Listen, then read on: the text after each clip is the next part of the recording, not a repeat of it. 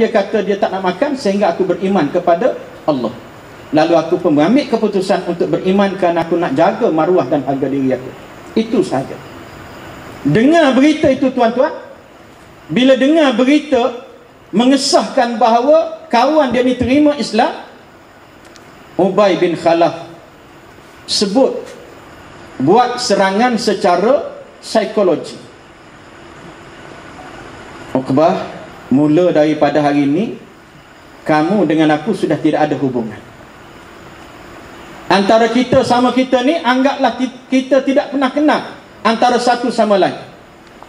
Wajhi min wajhika haramun. Kok serempak dekat traffic light, bangi, hang jangan duk bagi lampu lagi lepas ni. Jangan horn, jangan angkat tangan. Aku tak sambut. Anggap kita ni tak pernah kenal. Wajhi min wajhika haram. Bila dia sebut kalimah itu, menyebabkan muka Uqbah berubah. Dia sedih, dia kecewa, dan nampak mata dia berkaca tuan-tuan, seperti mau menangis. Saat itu Ubay bin Khalaf tahu psycho yang dia buat kepada Uqbah ni berjaya. Lalu Ubay bin Khalaf beri kepada dia peluang untuk baik pulih semula hubungan tadi, dengan menyebutkan kalau sekiranya kamu nak hubungan kita baik semula, maka in laqita Muhammadan, jika sekiranya kamu bertemu dengan Muhammad, falam tat'unuqah, dia kata yang pertama aku minta supaya kamu gebahkan Muhammad dan pijak tengkuk Muhammad dengan kaki kamu. Pijak tengkuk Muhammad dengan kaki kamu, syarat yang pertama. Syarat yang kedua, kalau kamu tak sanggup, watabzuq fi wajhik, aku nak kamu ludah muka Muhammad, ludah muka Nabi. Kita tuan-tuan duk cakap dengan kawan-kawan, tiba-tiba terkonos titik kat pipi, 3 hari duduk sapu lagi tuan-tuan. Dia ni minta nak ludah muka Nabi. Watabzuq fi wajhik, kalau itu pun kamu tak sanggup, wataltum ainah, aku nak supaya kamu tumbuk muka Muhammad biar leban biji mata. Yang leban biji mata tu dia baca dah sejarah ni tuan-tuan. Dia kata aku nak buat macam mana kat Syekh ni, nak ludah, akhirnya pilih tumbuk leban mata kawan tu sebelah.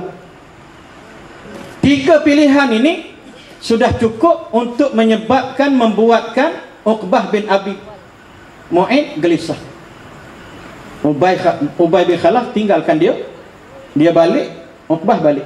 Malam tu tak boleh nak tidur Uqbah. Akhirnya dia buat keputusan, besok dia mesti buat satu daripada 3 perkara tadi untuk pulihkan hubungan dengan kawan dia. Tuan-tuan, ringkas cerita. Besoknya, lepas pagi matahari dah naik, dia keluar rumah dia cari Nabi. Akhirnya ternampak Nabi sedang berjalan. Dia panggil Nabi sallallahu alaihi wasallam. Dia berlari pada Nabi, dia kata, ya Rasulullah, assalamu alayka ya Rasulullah. Dia beri salam. Nabi dengar orang beri salam, Nabi berhenti, Nabi pusing, tengok Uqbah. Nabi jawab salam, tapi hati Nabi tidak begitu selesa.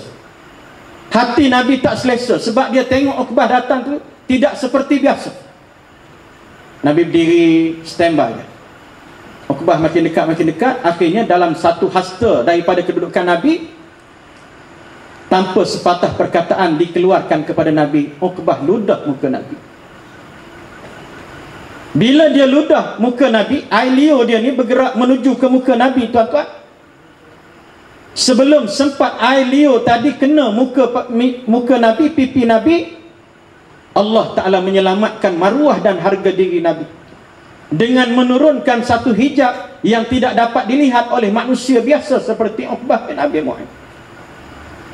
Menyebabkan bila air liur dia mendekati pipi Nabi, tiba-tiba terkena hadangan tadi, menyebabkan air liur dia tadi melantung balik kepada muka Uqbah bin Abi Mu'ayt, dan ada riwayat menyatakan muka Uqbah ni dia berubah menjadi warna hitam. Hasil daripada percikan air liur dia sendiri. berubah menjadi warna hitam. Uqbah dia terkejut apa yang berlaku depan mata dia. Dia tak sangka, dia tak jangka. Akhirnya dia terdiam, menahan malu. Tiba-tiba Uqbah bin Abi Mu'ayth mendengar Rasulullah sallallahu alaihi wasallam berkata, "Wallahi la alqaka kharijum min Makkah illa alautu ra'saka bis-sayf." Demi Allah, wahai Uqbah, aku bersumpah dengan nama Allah, jika sekiranya aku bertemu dengan kamu di luar daripada kota Mekah ini, nescaya aku tidak akan bebaskan kamu melainkan setelah mana aku pancung tekuk kamu dengan pedang. Lepas tu Nabi pun balik tinggalkan Uqbah. Uqbah jadi terkejut. Dia jadi tak ketahuan tuan-tuan, sehinggalah berlaku satu peperangan. Dalam perang itu tuan-tuan, 70 tentera musyrikin mati, terbunuh, 70 ditawan. Nabi suruh pergi cari sahabat-sahabat yang gugur syahid. Lepas tu Nabi kumpul sahabat-sahabat, suruh himpunkan semua tawanan tadi.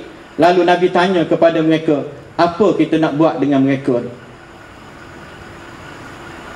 Yang ramai-ramai kena tawan ini, kita nak buat macam mana dengan mereka?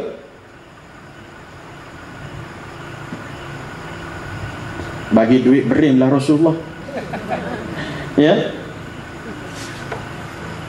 Ada sahabat beri pandangan, cadangan kepada Nabi, bebaskan mereka wahai Rasulullah, bebaskan mereka, tetapi dengan syarat.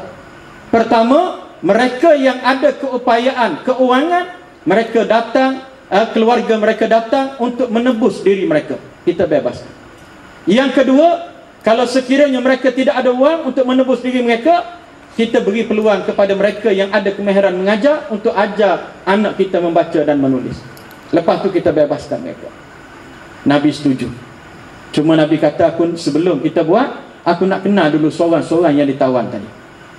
Dikenalkan seorang nama apa, lepas tu ni pula nama apa, yang ketiga nama apa, yang keempat, yang kelima, sampai bila sampai dekat hujung-hujung tu, sahabat kata seterusnya wahai Rasulullah ialah Uqbah bin Abi Mu'ayth. Nabi dengar Uqbah bin Abi Mu'ayth, terkejut Nabi. Sorry.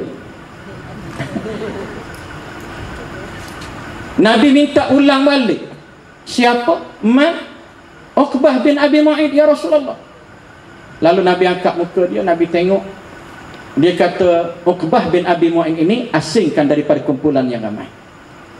Lepas tu diasingkan, bilang sampai habis.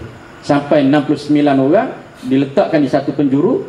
Uqbah bin Abi Mu'ayth duduk di penjuru yang berasingan. Saat itu tuan-tuan, Rasulullah panggil Sayyidina Ali. Ali, ta'al.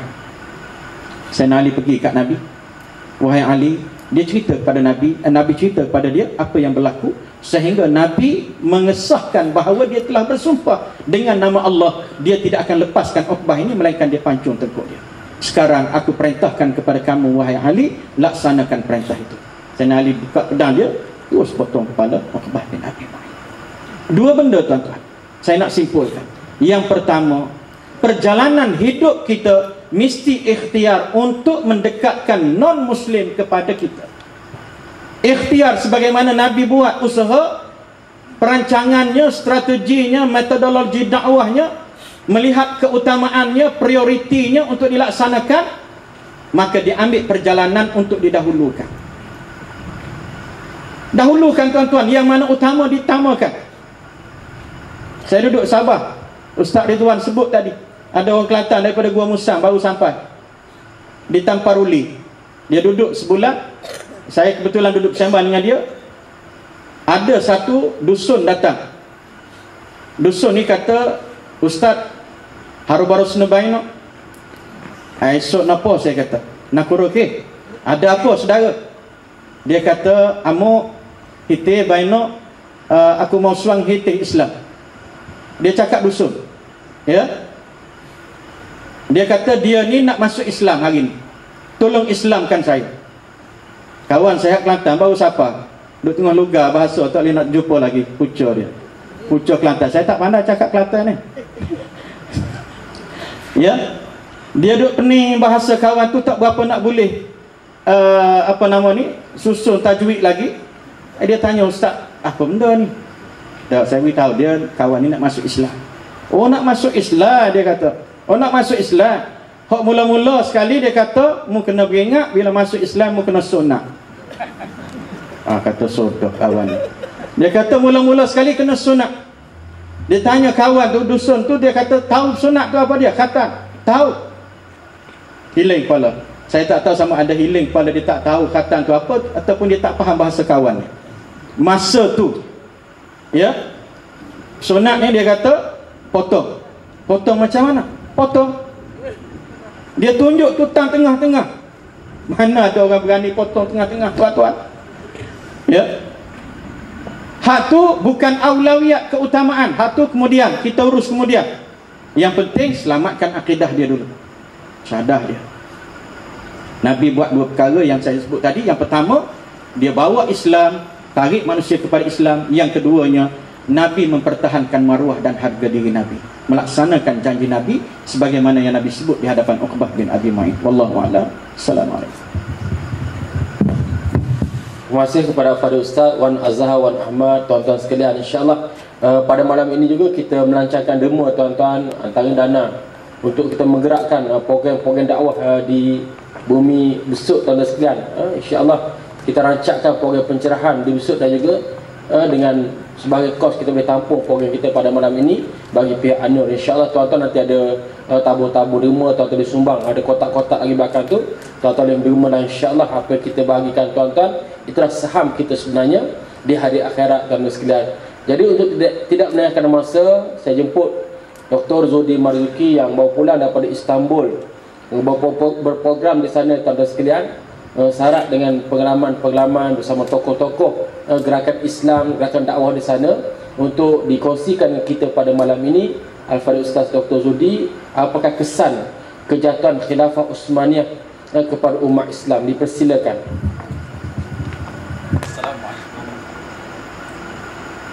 Assalamualaikum warahmatullahi wabarakatuh.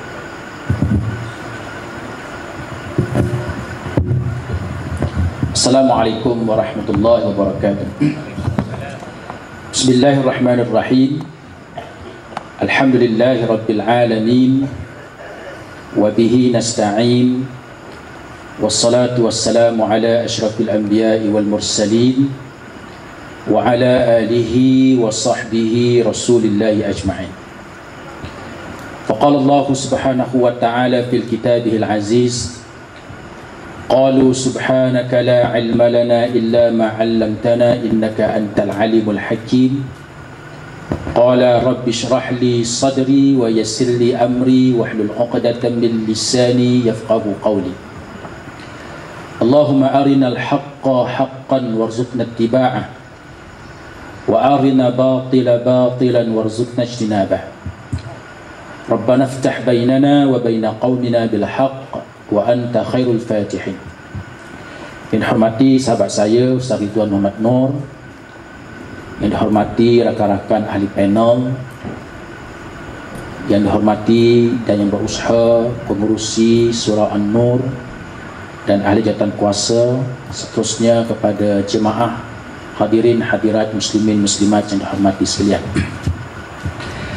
Kedua-dua ahli panel tadi sudah menyentuh tentang persoalan betapa pentingnya kita melihat kepada sirah Rasulullah sallallahu alaihi wasallam, khususnya dalam kita menghadapi dunia di akhir zaman.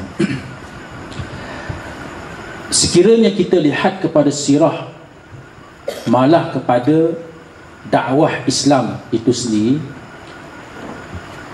sering kita lupa bahawa dakwah Islam itu tidak dapat dipisahkan daripada jihad. Dan jihad itu bermaksud meletakkan Islam di tempat yang tertinggi. Sebab itu Allah Subhanahu wa taala menyebut dalam Al-Quran, dalam surah As-Saff, huwallazi arsala rasulahu bil huda wa dinil haqq liyuzhirahu 'ala ad-din kullihi walau karihal musyrikun. Dialah Allah yang mengutuskan Rasul, termasuklah Rasulullah sallallahu alaihi wasallam, untuk membawa petunjuk, untuk menyampaikan petunjuk daripada Allah Subhanahu wa taala dan agama yang benar, iaitu tugas dakwah. Membawa petunjuk dan Islam, agama yang benar. Jadi tugas para rasul ini adalah untuk berdakwah, sebagaimana yang dilakukan oleh para pendakwah, yang dilakukan oleh tuan-tuan guru, para alim ulama, para duat, para pendakwah, untuk mengajak kepada petunjuk Allah dan agama yang benar. Tetapi tugas Rasul itu tidak terhenti di situ. Tugas para Rasul tidak terhenti hanya untuk mengajak kepada petunjuk, tidak terhenti hanya untuk menjelaskan tentang agama yang benar. Yang kedua, tugas Rasul dan tugas kita juga ialah liyuzhirahu ala dini kullihi, supaya agama yang benar itu dimenangkan, dizahirkan ke atas agama-agama yang lain. Islam itu dimenangkan ke atas cara hidup, ideologi agama-agama yang lain. Inilah yang akan menyebabkan orang-orang musyrikin membenci kepada para rasul, kerana bukan hanya mengajak kepada dakwah, tetapi yang cukup penting juga ialah jihad. Liyuzhirahu ala dini kullihi walau karihal musyrikun, supaya Islam itu dimenangkan, ditempatkan Islam itu di tempatnya yang sebenar. Al-Islamu ya'lu wa la yu'la alaih. Islam itu tempatnya ialah tempat yang tertinggi, memerintah. Islam itu menaungi, wa la yu'la alaih. Tidak ada sesuatu pun yang boleh menaungi Islam, yang boleh memerintah Islam. Islam itu yang memerintah. Jihad inilah yang menyebabkan musuh-musuh Allah, musuh-musuh Islam yang menentang para rasul, kerana mereka tidak mahu Islam itu ditinggikan.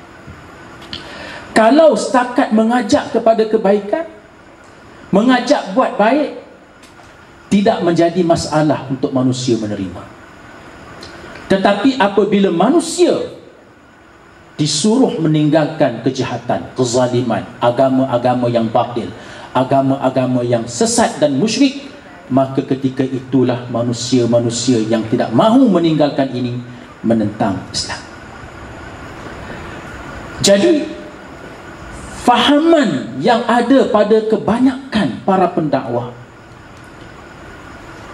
yang mereka menyatakan mereka berdakwah dan seumpamanya, mereka sebenarnya mengambil satu tugas para rasul, tetapi mereka lupa tugas rasul yang lain, iaitulah jihad. Dakwah dan jihad ini tidak boleh dipisahkan. Dakwah wajib dan jihad juga adalah wajib.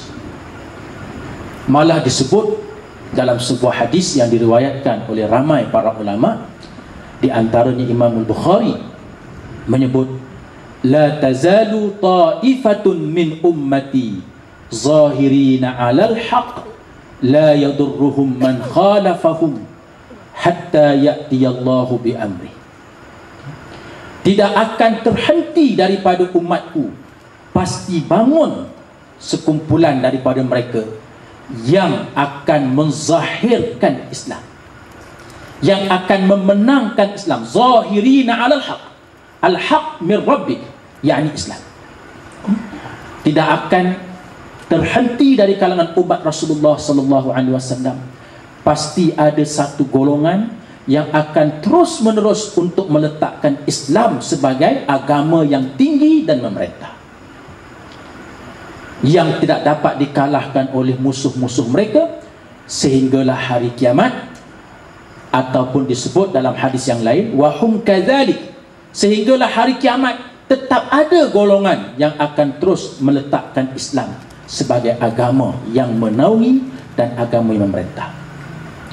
Inilah semangat yang ada pada para ulama dan para mujahidin Islam daripada zaman selepas wafatnya Rasulullah sallallahu alaihi wasallam sampai sekarang, yang menyebabkan Islam itu diletakkan sebagai tempat yang tertinggi, menaungi dan memerintah. Kalau kita lihat sirah Rasulullah sallallahu alaihi wasallam, inilah intipatinya. Antaranya yang kita lihat hijrahnya Rasulullah sallallahu alaihi wasallam. Hijrahnya Rasulullah sallallahu alaihi wasallam itu adalah untuk meletakkan Islam memerintah, meletakkan Islam sebagai menaungi. Di mana kita nak letakkan sirah itu sekiranya kita hanya melihat Islam itu hanya dakwah, tidak jihad? Di mana nak letak sirah hijrahnya Rasulullah? Kalau setakat untuk berdakwah, mengajak kepada kebaikan, tidak meletakkan Islam di tempat yang sepatutnya, di mana kita nak letak sirah itu? Di mana nak letak sirah Suluh Al-Hudaybiyah, perjanjian Hudaybiyah? Rasulullah sallallahu alaihi wasallam berjanji dengan orang-orang musyrikin Quraisy dan sekutu-sekutunya untuk tidak berperang, gencatan senjata selama 10 tahun, melakukan tukaran tawanan, melakukan tukaran. Di mana nak letak sirah itu pada mereka yang hanya menganggap Islam itu hanya dakwah sahaja, tidak jihad? Cuba tanya mufti-mufti, tanya mereka yang menganggap Islam itu hanya dakwah, tidak meletakkan Islam sebagai pemerintah, di mana nak letak sirah Sulh Al-Hudaybiyah? Dan banyak lagi sirah yang melibatkan Rasulullah sallallahu alaihi wasallam. Sebab itulah bila kita memahami Islam itu dengan sebenarnya, bahawa Islam itu adalah agama propagation, agama dakwah, dan Islam itu adalah agama state ataupun daulah. Islam buat daulah, Islam agama yang memerintah. Maka ketika itulah baru kita menghayati sebenarnya sirah Rasulullah sallallahu alaihi wasallam. Sebab itu kita lihat sepanjang zaman para ulama dibantu dengan kekuatan-kekuatan panglima Islam, mereka tidak akan sekali-kali membiarkan umat Islam tidak mempunyai kekuasaan selepas wafatnya Rasulullah sallallahu alaihi wasallam. Malah dalam sirah yang agung disebut para sahabat berkumpul di Saqifah Bani Sa'idah untuk bermusyawarah, bersyura bagi melantik siapakah pemimpin yang akan menggantikan Rasulullah sallallahu alaihi wasallam dan menyelamatkan umat Islam daripada perpecahan. Sehingga mereka meletakkan pengurusan jenazah Rasulullah yang mulia kepada keluarga baginda sallallahu alaihi wasallam. Ini berlaku sepanjang zaman. Apabila runtuh kerajaan Umayyah ataupun Amawiyah, naik Abbasiyah. Bila runtuhnya kerajaan Abbasiyah, naik kerajaan-kerajaan Islam yang lain yang bersilih ganti, sehinggalah Islam ini berdaulat di seluruh dunia, termasuklah di rantau kita ini. Dan di antara kekuatan Islam ialah antaranya berlaku di Turki, iaitulah apa yang kita bincang pada malam ini, kerajaan Uthmaniyah yang ditubuhkan pada tahun 1299 di sebuah tempat yang kecil di Anatolia. Anatolia ini ada banyak sejarah. Bahkan mengikut satu riwayat, Anatolia inilah tempat berlakunya peristiwa Sahibu Yasin. Kalau kita baca surah Yasin, mengikut satu riwayat, di sinilah Allah utuskan 3 orang Rasul untuk berdakwah kepada sebuah kota. Kemudian bila mereka ditolak, datang seorang anak muda daripada hujung kota yang mengatakan supaya beriman kepada Rasul ini. Ini mengikut setengah riwayat. Sebab itu bila Islam mendirikan pemerintahan kecil sahaja pada waktu itu di Anatolia. Bila Islam berdaulat, Islam berkuasa, bermula dengan suatu perkampungan kecil, satu wilayah kecil yang berhampiran dengan kota Konstantinopel, iaitulah kota bagi Rom Timur. Pada waktu itulah, tidak sampai 150 tahun, tak sampai 1453 lebih kurang, umat Islam di bawah pemerintahan Sultan Muhammad Al-Fatih telah berjaya menjatuhkan kota Konstantinopel, Rom Timur, yang membawa kepada pembukaan Islam. Islam disampaikan kepada masyarakat Eropah daripada sebelah timur. Kalaulah Tariq bin Ziyad, panglima tentera Islam, datang daripada Gibraltar, Jabal Tariq, daripada sebelah barat, bawa masuk Islam sampai ke Andalus, Islam yang dimenangkan oleh Muhammad Al-Fatih ini membawa sampai ke sebelah timur, sampai ke Bosnia, Albania, bahkan sampai ke Austria. Inilah kehebatan para ulama dan panglima tentera Islam apabila dia melihat Islam itu dakwah wal jihad. Bila Islam memerintah, maka pada waktu itu dakwah berjalan. Dakwah berjalan dengan lancar bila Islam memerintah. Kekuatan yang ada pada tentera Uthmaniyah ini sangat hebat. Saya sempat, mungkin sahabat saya yang juga merupakan pengarah Muzium Arkitek Tentera, supaya kita lihat ada satu muzium yang saya sempat pergi di Istanbul itu, yang menyebut tentang, membincangkan, mempamerkan tentang sains dan teknologi zaman Islam. Ada suatu tempat itu disebut sebagai tempat persenjataan umat Islam. Dan saya tengok ada dokumentari di situ. Umat Islam sudah mencipta roket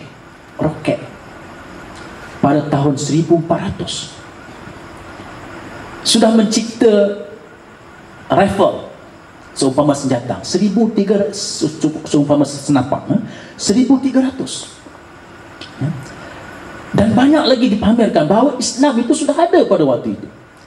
Sebab itu ada desas-desus yang menyebutkan sewaktu 1511 Portugis menyerang Melaka, kita sudah ada senjata. Ada yang menyebut dengan nama istinjar, iaitulah senapang.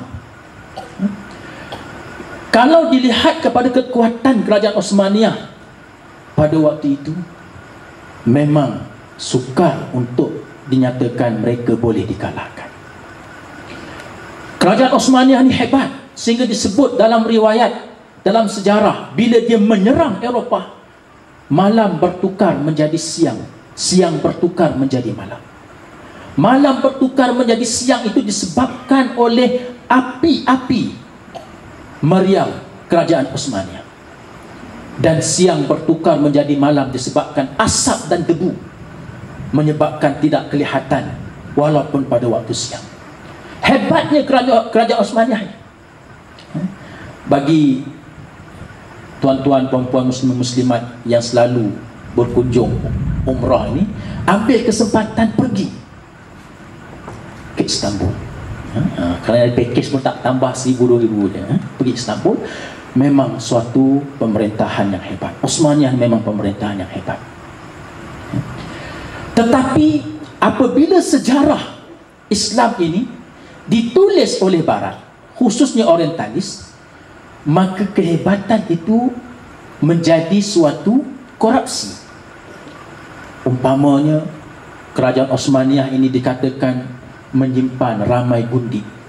Itu adalah hasil daripada sejarah yang ditulis oleh Orientalis, untuk mewajarkan mereka bagi menjatuhkan pemerintahan Islam.